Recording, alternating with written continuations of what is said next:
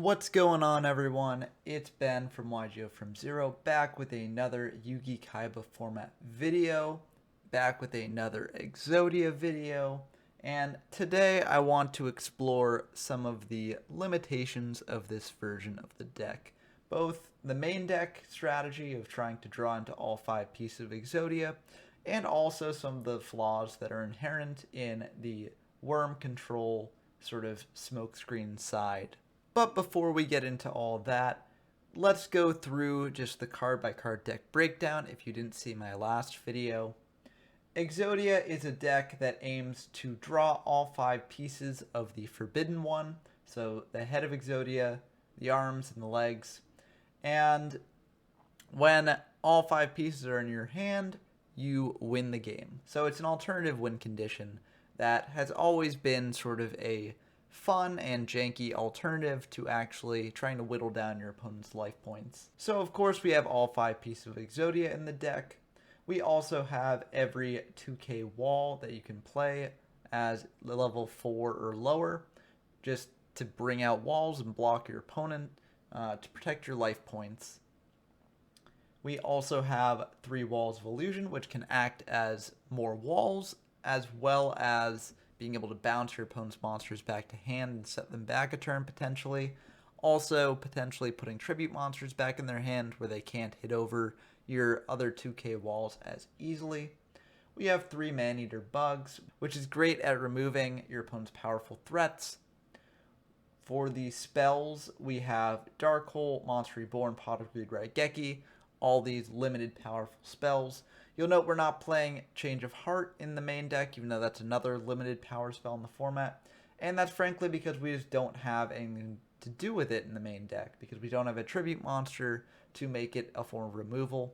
Yes, Change of Heart can pop your opponent's Man-Eater bugs preemptively, but it doesn't really do as much in this deck as a lot of other cards do. So we've put it in the side deck. I could definitely see adding it to the main. I just think it doesn't do enough in the main. We also have 3 Fisher to act as even more removal. We have 2 Swords of Revealing Light to stall your opponent a bit longer, to give you more time to draw into your Exodia pieces. We have 3 Trap Hole to act as removal on your opponent's turn. We have 3 Wuboku to protect both your monsters and your life points. And we have 2 Ultimate Offering, which is a major backbone of a lot of stall decks. It enables you to bring out some more walls during your opponent's turn in a way that can dodge around the removal a bit more easily. I could definitely see cutting a card maybe to put in a 3rd copy, because it is really important to the deck, but I have liked 2 copies in the deck. I don't think it's that bricky, and I do think that you draw into it fairly often. For the side deck, we have a smokescreen side, because it's very easy to side into the Exodia deck. You just put in some card destructions. So we have chosen to side into a worm control sort of build, the idea being that if your opponent sides into a soul control deck to counter your Exodia deck, then this way you can sort of play around that a bit more, because worm control can give those sorts of decks a tough time. And also, like, you don't really have the deck space to side into a more standard soul control build. I have been made aware that, you could side into a more stally soul control build where you cut down on a lot of these beaters and, you keep in a lot of your defenders. So I will be experimenting with that at some point, because I think it is an interesting idea and an interesting direction to go with this deck. But for the time being, this is the side deck strategy that we have chosen here, and I think it's not bad. So it has 2 Wicked Worm Beasts, all the level 4 premier beaters of the format, 3 reinforcements, and 1 Change of Heart. Again, there's no tribute monster, so Change of Heart can't really act as removal here, but Change of Heart is a good enough card on its own for an aggressive strategy that I think it's worth including. But anyways, that's the deck breakdown. Before diving into the duels that I have today, I should probably do the whole YouTuber spiel. If you like my content, definitely consider subscribing or leaving a like on the video. It really means a lot to me and can help the channel quite a bit. But anyways, you're not here for that. You're here to see some great Yugi-Kaiba duels. So let's dive right into those. Okay, we've got some games against Ellie Tin Can here. And these games actually were rematches after the game that I showed off in the last video. So we both have somewhat of an idea of what the other's on. So we are losing the element of surprise that Exodia can often win off of in game one. But let's see if that actually affects things in these games. So it looks like we are going first yet again, which is very good for the Exodia deck because it gets us one card deeper. And this is a pretty good hand. We have Ultimate Offering, which means that we can bring out defenders in a way that dodges removal. We also have Swords Revealing Light for if things are going south. So this is a pretty good hand. Oh, we forgot to draw. Okay, that might actually matter in the end of the game. Always remember to draw for the first turn. It's very important. And that might come back to bite us here.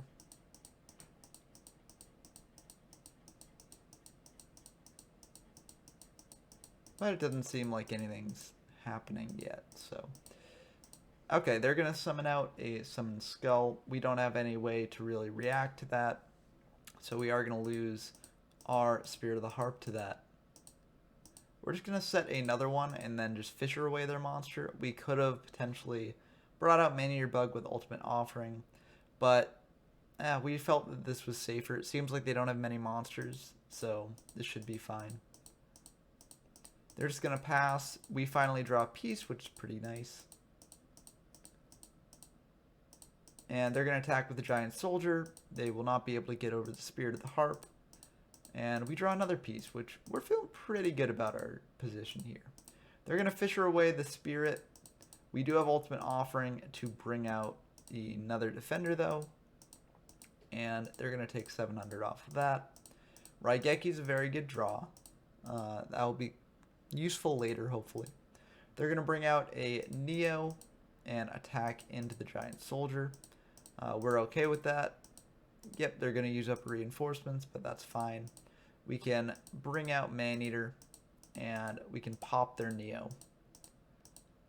We draw another Ultimate Offering, which isn't the best, but we have Swords Revealing Light, so that works out for us. They're just going to switch Giant Soldier to defense, pass turn to us. We draw Giant Soldier, no real need to set it. They're going to set one, pass back to us. We draw another defender. We will set this. I don't think we had to, because we still have swords up. If they dispel, it's only 500 to set it, so I really don't think that was necessary, but we did it anyways.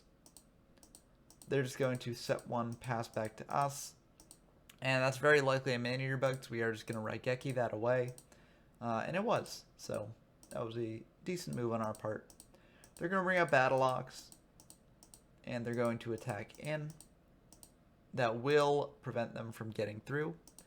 So we're feeling pretty good about that. Pot of Greed's a very good draw here. And we have 7 cards in hand, so we'll have to either play something or discard. I think that we actually didn't have to set that monster. I think we could have just discarded the Ultimate Offering, since we already have one Ultimate Offering on the field. And this plays a bit more heavily into like Raigeki if they have it. But we have 3 defenders to back it up, so I don't think it's the worst thing in the world. Unfortunately, they do have Raigeki, so, you know, we should have, in hindsight, discarded the Ultimate Offering. But we'll bring out a defender. They'll use reinforcements to get over it. Dark Hole's a pretty good draw. We'll set a monster, pass back to them. They're going to Swords, tribute out a Summoned Skull here, and attack in. We won't be able to defend that, so it will die. Well, Boku's a very nice draw here. We are just going to Dark Hole their Summoned Skull away. And they're just going to pass back to us. Wall's another very good draw. They're going to Reborn back the Summoned Skull, which is kind of unfortunate for us. But at least we can use Ultimate Offering to bounce that Summoned Skull back to hand. They're just going to set one, pass back to us. And you know, we could potentially save the swords here, but it's very likely that's a man-eater bug, so we are just going to use it. I think we actually should have saved the swords in hindsight, but I don't know. It's tough to say. They're just going to set one, pass back to us. We draw man-eater, which is pretty good. We're just going to pass back to them. We're going to set one, pass back to us. Another defender is nice to see. And we're just going to keep passing back and forth. Swords expires. We draw a Fisher, which is okay, but not the best. Again, we set something here. I think we could have just discarded the Ultimate Offering, and it would have been a safer play. But we didn't do that, and they will Soul Exchange away our set. And flip up the Giant Soldier to make it so that we can't Fisher away that Summoned Skull, which is pretty unfortunate. We will Reborn their Summoned Skull, hoping to clear their Giant Soldier. Unfortunately, they do have a Boku, so that won't matter there. We set a Defender here instead of setting Man-Eater Bug. I think the reasoning is we figure that if they have to use up the Summoned Skull to clear the Defender, they can't just craft their Summoned Skull into our Summoned Skull. So we'll keep it around for one more turn. And if they do decide to crash Summoned Skulls, they can't get over the Defender with Giant Soldier. Unfortunately, they do have a Fisher, so that won't actually matter. They will just be able to clear the Summoned Skull with the Fisher and then get over our Defender. Luckily, we do have Man-Eater Bug in hand that we can bring out, and they will, Man-Eater Bug will pop Summoned Skull, so we can clear that at least. But they're just going to set one, pass back to us. We have 3 pieces, but, we're running low on usable cards. We have Mystical Elf as a defender. We have Fisher to clear one of their monsters, but it's not looking good for us. We're just going to set the Mystical Elf and pass back to them. I think maybe, honestly, we should have just Fishered their Giant Soldier and passed back to them. Just this way, at least, if they bring out a monster and then attack over Mystical Elf with, like, reinforcements or something, we safeguard our life points a little bit. But we didn't do that. I think we're greedily saving the Fisher for a juicier target. But unfortunately, we will get punished for that here. Mystical Elf will die and we'll take 13 that we might not have had to take. We're just going to do the same thing again. I really think we should have Fishered here, but they're going to Swords. They're going to summon out Lojin. Actually, I think we probably should have just kept the Giant Soldier in hand, but because they've used up all 3 reinforcements. So, if we bring out that Giant Soldier during the battle phase, they've got no way to remove it. So, I think we should have just kept the Giant Soldier in hand. Unfortunately, we didn't, and we are going to pay the price for that. We do have to use Wuboku here. And our last draw is a piece of Exodia that won't quite do it. If we Fisher away their Giant Soldier, then that's only 3,500 that we're taking. So we could potentially survive, but it's very unlikely here. And so this is just like the sum total of our mistakes coming back to bite us at this point. I think if we had played things a bit differently, we would have had a couple more turns to potentially draw into our final piece.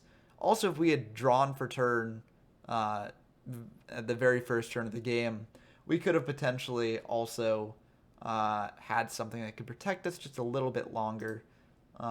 We still had 2 Wubokus left in the deck, so maybe we would have drawn something that could have lasted us a little bit longer to get to that final piece.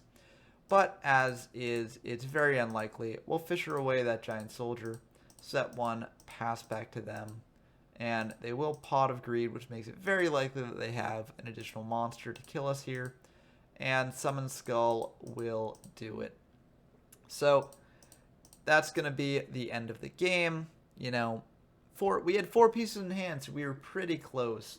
But those 4 pieces don't do anything on their own. So basically, we just had 4 unusable cards. And that's one of the big flaws of this deck, that those pieces can really brick you up when you need things to actually help you survive. And also it shows that this deck is a lot less forgiving than Stall Mill. I think that you can make a couple mistakes in a Stall Mill game and not get punished for it, because Stall Mill is just a very oppressive deck that can just very easily win. But I think in an Exodia deck, you really have to be on the top of your game at all times, because if you make the slightest mistakes, that can come back to bite you later on in the game. So we lose game 1, but we'll side in to the worm control strategy for game 2, and let's see how that goes. We have Ultimate Offering in hand, which is nice. We also have Wall of Illusion to bring out off of Ultimate Offering, but I feel like honestly we could just set the wall first turn and pass back to them. We're going to choose to go for the Lodge In instead, probably because we're like, if they're on Soul Control, Wall's a very juicy Soul Exchange target, so we want to save it in hand. We will set 3 and pass back to them. If they manage to clear the Lodge In, we can bring out the Wall off of Ultimate Offering. They're going to bring out Neo, that's fine by us, and they will Fisher away the Lodge In. And they'll try and attack in for 1700. We will bring out the Wall, and they're going to take 150. That wall will, or that Neo will go back to hand, and they'll just set 3, pass back to us. We're just going to switch the Wall to attack and attack in. This may be a little bit greedy, but we do have a trap hole to protect it. So I figure we might as well get in damage while we can. They're going to bring out Neo again. We're just going to trap hole it. They're going to pass back to us. We draw another trap hole. So we feel fine doing this same sort of play. They're going to summon out Lodge, and we're going to trap hole that. They do unfortunately have a Monster Reborn that they're going to use here to bring back their Lodge in and get over the wall. We could have Woboku'd to keep the wall alive, but I don't really think that's necessary. We have swords if we don't draw anything that can deal with this, and we have Fisher worst case scenario to get rid of their Lodge in a later date. There's no real point to switching the wall to defense. Oh, I guess there is. I guess we could have kept the wall alive. Maybe we should have. I don't know. Reinforcements is okay, but doesn't do anything for us here. We're just going to activate swords, pass back to them. They're going to bring out Lodge, and we draw another Fisher. We don't really want to fire the Fisher right now without having a way to put on the offensive in the coming turns. So we still don't have that, so we're just going to set the reinforcements, pass back to them. They're going to pass back to us, Swords expires, and we draw Battle Ox, which is very nice. If we Fisher here and chain Ultimate Offering to it, we can bring out the Battle Ox in a way that dodges around Trap Hole. Unfortunately, we do not do that. We just summon out the Battle Ox, and they will Trap Hole it, and we'll then activate Fisher afterwards. So a bit of a misplay on our part. Let's see if it actually affects things. And they're going to bring out a Battle Ox of their own and get in for 17. So that's 17 that we might not have been taking here if we had our Battle Ox up on the field. But who can say? It's tough to know what might happen or might change. We draw a Neo, which is a very good draw. We can do the same sort of play, except do it right this time. So we'll activate Fisher, bring out the Neo off the Ultimate Offering, and attack in for 17. And that will connect. They're just going to set 1, pass back to us. Wicked Worm Beast is a pretty good draw, so we're just going to bring it out. They're going to trap hole. You could argue that maybe we should have just Ultimate Offered to bring it out, you know, chained it to itself, paid 1,000. I don't really think that's worth it. We're at pretty low life points, so we don't quite want to go that all in. So they will trap hole the Worm Beast, which is unfortunate. We will attack in with the Neo, and that's Man-Eater Bug, so we will lose the Neo. They're just going to set 1 again, pass back to us. Pot of Greed is a very good draw here, and we draw 2 good ones. We're going to bring out Lodge in, and we will think about this because if we Reborn, we can get in for more damage, I guess. Or if we Reborn the Wicked Worm Beast, we can have that on hand for later. We're not going to do it. We're just going to attack in. It's a giant soldier. And, you know, we're just going to pass back to them. They're going to Soul Exchange out a Summoned Skull, which is quite unfortunate for us. We have Change of Heart, which is nice.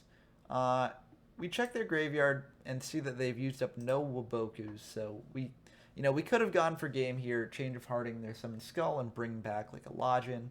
But that's a bit too risky as is. So what we're going to do here is we're going to Reborn back a Wall of Illusion. Hope that they don't have an easy way to deal with it.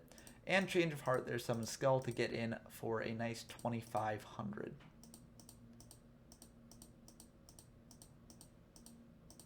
Now, they could attack in to the Wall of Illusion here, but then that would bounce the Summon Skull back to hand, which isn't ideal for them. So they're just going to set one and pass. They draw a Fissure, so they will be able to deal with the wall, and they're going to try and attack in.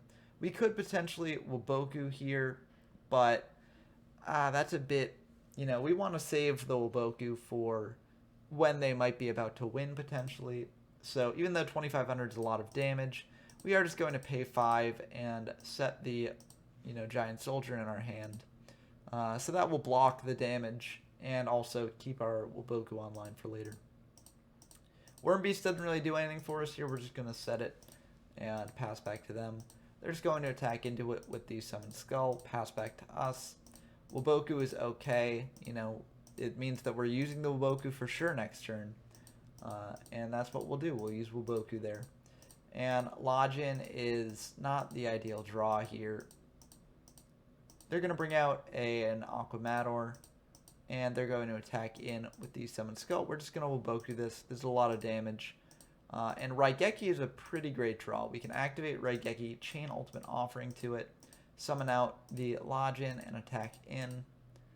They do have Waboku, so they will be able to protect themselves for a turn. And they do have Soul Exchange, so they will be able to bring out a 2,500 monster for next turn. Reinforcements is not the draw we want, but if they don't have a way to kill us here, then we're still okay. We're going to go to battle and attack them with some Skull. As long as they don't have 2 reinforcements, we're okay. But they do have 2 reinforcements, and that will be the end of the game here. So, I think that game shows off how you do have to be really careful, both in game 1 and also in the side deck, because I think that there were some... I mean, this game too, it might have been lost either way. Who can really say? But if we had fissured to dodge around Trap Hole with our Battle Ox, then maybe things would have gone slightly better for us. Game 1, I think maybe we could have potentially even won if we had just played a bit better and if we had actually drawn for a turn for the first game of the match. But I think this shows how the Exodia deck is a bit tougher than your typical stall deck, which makes sense because jank decks generally take a bit more skill to pilot effectively than the sort of best decks in the format, because they are at pretty much an inherent disadvantage because they're playing a less optimal strategy. That being said, I've got another game here that I think also does a good job of showing off Exodia's flaws. So let's see how we fare in that game. So we've got another game against Ellie Tin Can. This game happened right after the game you just saw. And we will luckily be going first again. Let's hope we actually manage to draw for turn here.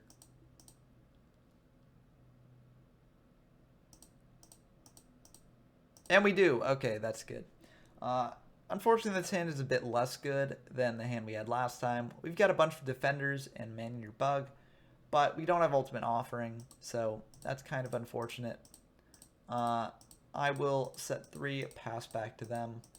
They're just going to set 3, pass back to us. We do draw Ultimate Offering, which is very nice to see. They're just going to flip up a Bug, pop our Mystical Elf, bring out a Summon Skull. We are just going to Trap Hold that Summon Skull. We do have removal in the forms of Walls of Illusion and Man Your Bug, but we figure why waste one of those when we can just Trap Hole. We're just going to set a wall because we don't quite feel the need to, activate Ultimate Offering and pay 5 right away. They're just going to pass back to us. We draw another piece, which is nice to see. 2 pieces and a pretty good board state, so feeling pretty good about this. Fissure's a good draw. We'll set it for later. They're going to activate Swords, summon out Aquamador, Fissure away our Wall of Illusion, but luckily we do have Ultimate Offering and Wall to bounce that Aquamador back to hand. We're going to pass back to us. Another Waboku is very nice to see. They're going to bring out the Aquamador again, fisher away our wall, attack in. We're going to bring out, or I guess we're going to take it. We do have a fisher to get rid of it, and 1200 is not that much. We're saving the man-eater bug, I guess, for bigger threats, which I think is very fair. We're just going to pass back to them because now we have a giant soldier of stone that can block their Aquamador. They're just going to attack in. We are just going to bring out the giant soldier. They will attack into that and take 8. Pass back to us. We draw a third piece, so we're feeling pretty good. We've got a pretty good board state here. They're going to switch the Aquamador to defense, set a bug. We'll set a monster here. You could argue that this is a bit greedy, as it's very likely that their set monster is a man-eater bug, and so this just gives them a prime target to pop with it. But we figure like they're going to pop one of our monsters anyways. At least this way we have a backup monster that maybe they won't be able to get over. They're going to flip up the man-eater bug, pop our giant soldier, tribute out a summon skull, and attack in. We will lose the giant soldier and they'll attack him with Aquamador, so we will bring out man-eater bug here. And, you know, I think if we had done this differently and we had kept the giant soldier in hand, then we actually could have saved the giant soldier for the end of the turn, because they would have popped our original giant soldier that was on the field, potentially tributed out a summoned skull, and then we could have just paid 5 to set the man-eater first. They'd pop, they'd get rid of the man-eater, we'd pop their summoned skull, and then we could pay 5 to bring out the giant soldier. So it's a slightly different sequencing of events, but it would have ended on a much better board for us. And this sort of shows again that like minor mistakes in the Exodia deck can be greatly punished. So they're going to attack in. We will pop their summoned skull. And you know, even though we made an error there, we're not in the worst position here. Trap hole's okay. This means that we can fisher away their monster, set the trap hole, hopefully deal with whatever they bring out next. They're going to bring out Neo. We're just going to trap hole it. Pass back to us. Raigeki is pretty good. We'll just set that, pass back to them. They're going to bring out a Battle Ox, and they will attack in here. We could Waboku, but we're just going to save it. They're going to set one, pass back to us. Spear of the Harp is a very nice draw. We're just going to set it because we're getting low on life points, but you could argue that we should have just kept it in hand to bring out it off of Ultimate Offering. They're going to bring out a Giant Soldier of Stone, and they'll just attack in to our set. They'll use reinforcements to get over it and attack in for 13. Kind of unfortunate, but what can we do? We're just going to Raigeki away that board, set the fisher, pass back to them. If they bring out a monster, we can Waboku and then fisher it away. They're going to bring out a Battle Ox, we'll just Waboku. They're going to pass back to us. Man-eater bug's a very nice draw. We are just going to fisher away their Battle Ox, set one, pass back to them. They're going to bring out a Neo, and we are just going to pay 5 here, set the Man-eater, pop the Neo, and they're just going to set one and pass. We draw a 4th piece, so this isn't actually the best for us because we can't actually do anything else on this board state. We have the Waboku to stall for one more turn, but if the last card we draw isn't anything useful, we just lose here. So I think this sort of shows how these pieces can be very bricky in a very bad way for us.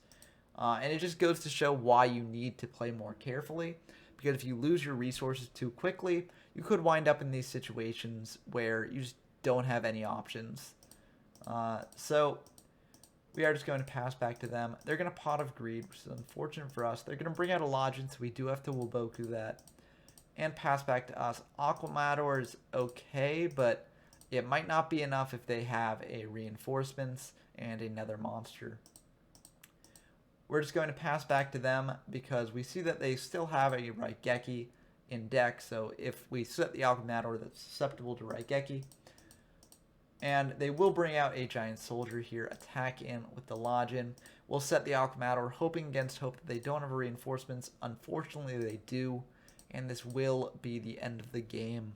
So that duel, like the others, shows that you have to be very, very careful with the Exodia side of things, just playing very, very well. in order to mitigate against situations where you just draw all the pieces and can't do anything with them.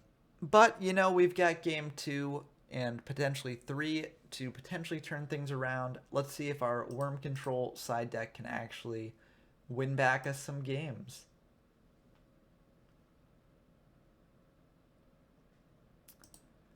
This is not the best hand. We have worm in hand and some beaters, but we don't really have any way to capitalize on this board if they can clear our beaters. So kind of unfortunate. We are just going to bring out Login, set 3 and pass. They're going to set 4 and pass. We draw Reborn, which is nice. We're going to bring out Wicked Worm. We will just Change of Heart, just because we figure that that might be a Maneater. If it's not in a Defender, we can flip it up, potentially get in even more damage, and then Fisher it away on our next turn. So we feel safe doing this. And it is a Maneater, so we will be able to get it to pop itself, and we will be able to get in for a ton of damage. Worm will bounce back to hand, and they're going to bring out a Battle Ox, which is okay by us. They're going to attack into the Login here, which means that they probably have a Reinforcements or something. We're just going to Waboku because we have a Fisher to deal with their Battle Ox next turn in a way that dodges around Reinforcements. So we're going to bring out Wicked Worm. They will trap hole that, unfortunately. We could Reborn it back and, you know, get it back in hand to keep bringing out the way that we've been doing. And we are actually going to do that. We figure that they don't have a Waboku because they didn't play one last turn. Although I guess they did have a Waboku last turn, so I guess they were just okay taking that much damage. We're just going to Fisher away their Battle Ox and hope that that was their only Waboku, though. And it looks like it might have been because they're going to take a ton of damage here. Go down to 1,600. We'll pass back to them, and they will, unfortunately, be able to pull off the combo that they weren't able to last turn, get over our Login. But luckily, we have a Defender in hand that can hopefully weather their attacks. They're just going to attack in, and they'll take 3, which means that they likely don't have Reinforcements here. I'll pass back to us. We draw Reinforcements of our own, which will be good for later. And we're just fine keeping things like this. They're going to set 1, pass back to us. We draw Swords, which is okay. We're just going to bring out the Battle Ox because we figure that that's very likely a Maneater bug. So this way, if they use bug to pop like our Giant Soldier, we at least have protection against their attacks. And we do have another Battle Ox in hand if they do manage to clear our board. They're just going to attack in with the Battle Ox. And we will just let that go through. They're just going to set 1, pass back to us. We could Dark Hole here and then bring out the Trap Hole. But I figure that's just overkill. If they have a Trap Hole of their own, then, like, you know, Battle Ox dies. And we've basically wasted a Dark Hole. So even though that is a Maneater, probably, we're just going to go for this. At least this way, they'll have to use their Maneater to pop the Giant Soldier. Or else they potentially lose. They're going to bring out a Neo, and they're going to attack in to the Battle Ox. In damage step, we're going to Reinforcements to try and keep that Battle Ox alive. But unfortunately, they have a Reinforcements of their own, so Battle Ox will die. Luckily, we still have a Wicked Worm Beast to bring out and potentially get in for lethal, and that will actually manage to get in for lethal damage. So we won game 2 with Worm Control, and Worm Control can just win games by being super, super aggressive like you saw there, which is a big benefit of the deck. If your opponent's playing something slower like Soul Control in games 2 and 3, then Worm Control can just overwhelm them by getting Worm out each turn in a way that dodges around removal and just getting constant damage in until they lose. So that's what happened in game 2. So let's see if we can manage to pull off the same sort of thing in game 3. We will still be sticking with Worm Control for game 3 because if they've sided into a card destruction, we're kind of dead in the water with Exodia. They're going to bring out Login, set 2 and pass. We draw Trap Hole, which is okay, but not the best here. We're just going to set a defender and pass back to them. And they're just going to attack in to the defender. They'll reinforcements. We'll lose the defender. It happens. Wicked Worm Beast, not the best draw right now, but it will be good for later potentially. We're going to set the Maneater. They're going to attack into it, and we will be able to pop their Lodge in. They'll set a Giant Soldier. We'll summon out a Neo, attack in, and unfortunately we won't be able to deal with that. We'll just set one, pass back to them. They're just going to pass back to us. We could set Maneater here, but that plays very, very heavily into Raigeki, so we're not going to do that. They're just going to set one, pass back to us. We draw another defender. We're going to bring out Worm, trying to bait out a Trap Hole, and that will bait out a Trap Hole, so we're feeling pretty good about that.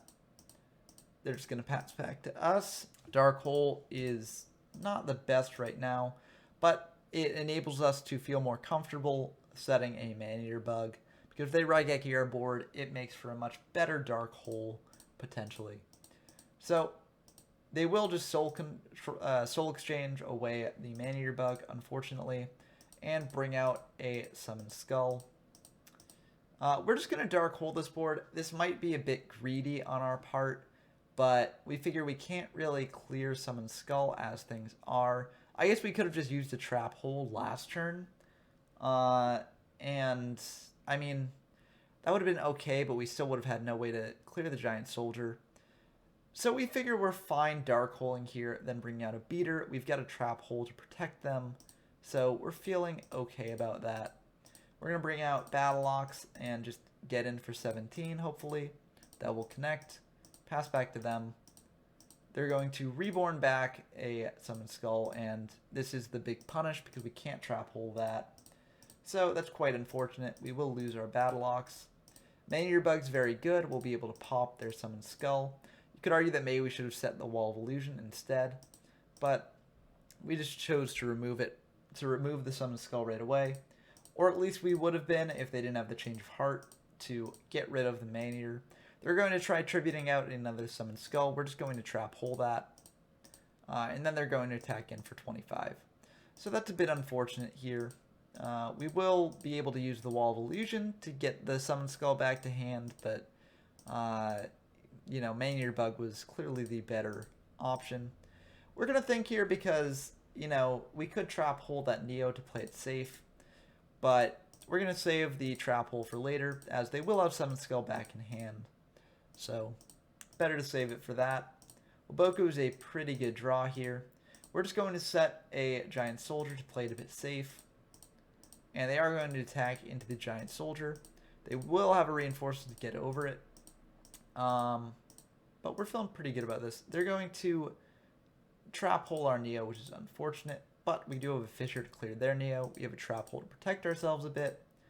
They're going to bring out Aquamador, and we do consider Trap Holing this, but they don't have a Reborn. So it's not like they can threaten lethal this turn. And so we will just take it. And we're down very low, but we're still okay. You know, we have a Lodge in hand. They've used up Change of Heart and Monster Reborn, so they can't get around our Trap Hole. We will bring out a Lodge in, attack in, and they will Waboku that, which makes sense. They can switch the Aquamador back to defense on their next turn. We do consider Trap Holing this because we figure if they have like a Fissure or something, they can get in for lethal here. But we do have a Waboku, so we don't actually do that. They'll Fissure away our Lodge in, try and attack in for game, and we will Waboku this. Wall of Illusion's a decent draw.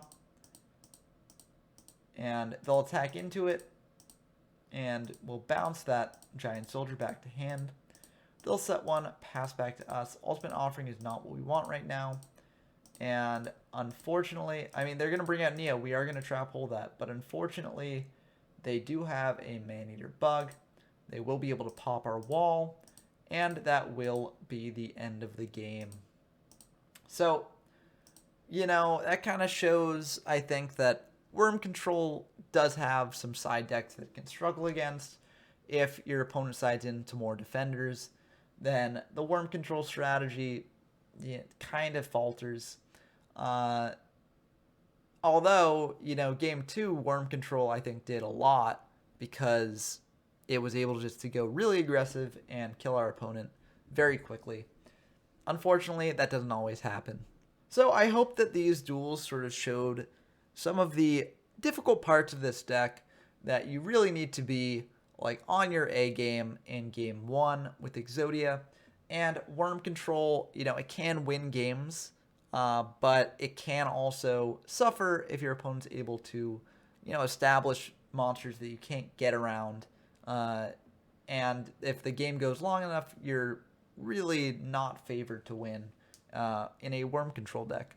So I hope that you enjoyed these games. As always, I'm definitely going to have some more Exodia games featured on the channel because I do think that it's a really fun deck, and also I've had some just incredible games with it that I want to show off because they were just like really crazy. So I'll be putting those up in the coming days. But until then, I've been Ben from YGO from Zero, and I'm signing off.